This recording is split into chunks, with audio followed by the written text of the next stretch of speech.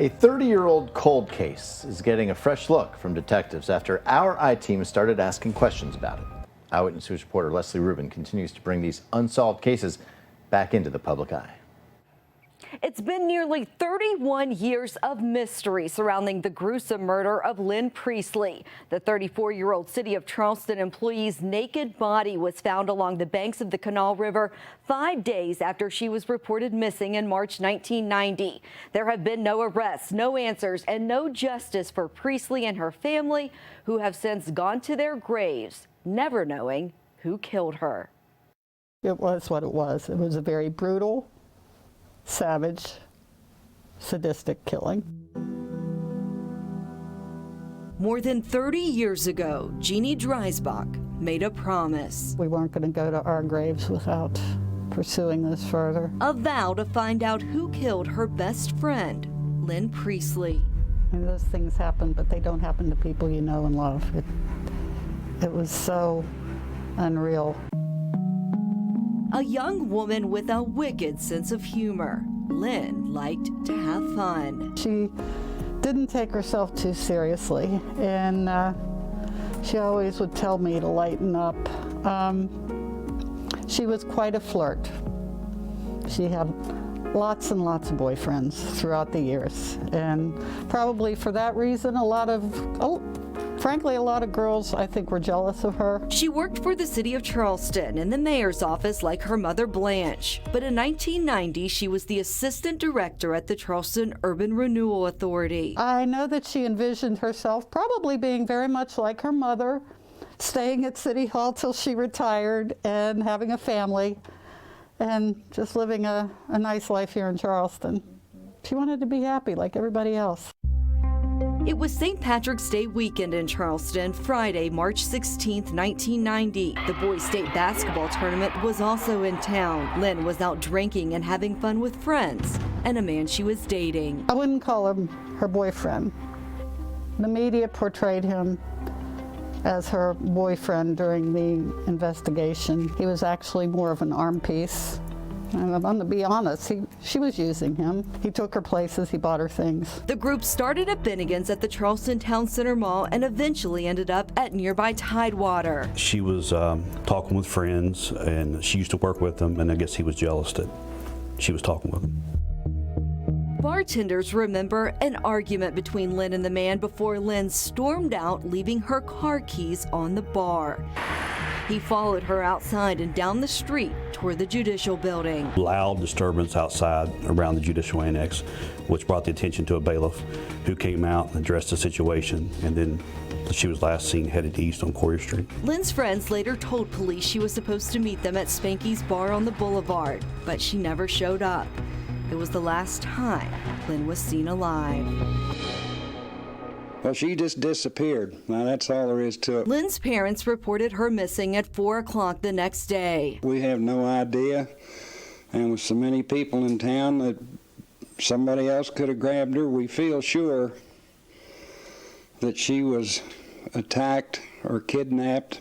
It must have been at least 6 to 8 investigators working different parts of the case, trying to trace her steps, see if witnesses, interview witnesses. Former Charleston police officer Dallas Staples was there as that frantic search came to an end. 5 days later, March 21st, Lynn's body was found by a fisherman. Priestley's body was discovered about 10 miles east of Charleston on the Kanawha River bank between Chillian and Chesapeake. It was lying face down close to the water, completely nude. Lynn's clothes and purse were never found. An autopsy revealed she had been strangled and her body thrown over the guardrail down a steep and rocky embankment. It was not a ligature strangling and appears to have been done by human hands. Staples remembers the horror the city felt. Dominance and degradation of the victim. And the media frenzy and speculation as police announced they did have a suspect and persons of interest, but they never named names. They're not at the point in the investigation where they feel comfortable filing any formal charges at this point. Charleston police set up a 24-hour tip line trying to get any lead that would point them to the killer. This file here, this file is full of all the leads that were taken during that time. Current Chief of Detectives Tony Hazlett says there were probably 500 leads in that file, and he's reviewing every single one. Some coming in as recent as 2002. He says he's now personally reviewing the entire case, front to back. This is a jigsaw puzzle, and it's missing a little piece. And I think if everything goes right, we can connect this. We can solve this case. Lynn's parents have long since passed away. So has her only sister. It's a pain her friends can't fully explain. None of us want to go to our grave knowing that the answers, there wasn't any justice for her. Both friends remember a now haunting conversation with Lynn before she was murdered. She told us that she had been seeing this guy, actually found out that he was married, and she was going to break up with him that next week, and lo and behold, she comes up missing.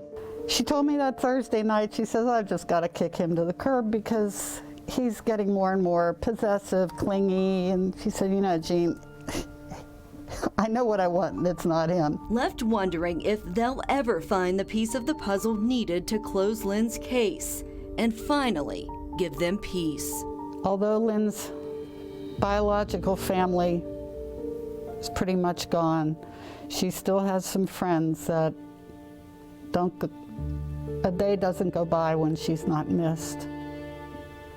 Yeah, I have a 26-year-old daughter that never got to meet her Aunt Lynn that she would have loved. As for Lynn's boyfriend at the time, police say he was considered a person of interest, but they've never publicly named him or went as far as publicly calling him a suspect. Police say this case is now officially reopened, and they urge you to call in any tips to 304-348-6480. Now, of course, with a case this old, there are many challenges, including the fact that many witnesses and any suspects could even be dead. But they still want to be able to close this case. Reporting in the studio, Leslie Rubin, Eyewitness News. On our website right now, we've uploaded all kinds of interesting things about this case so you can explore it for yourself. And if you have any leads or cases you'd like to see profiled in Leslie's series, you can email coldcases@wchstv.com.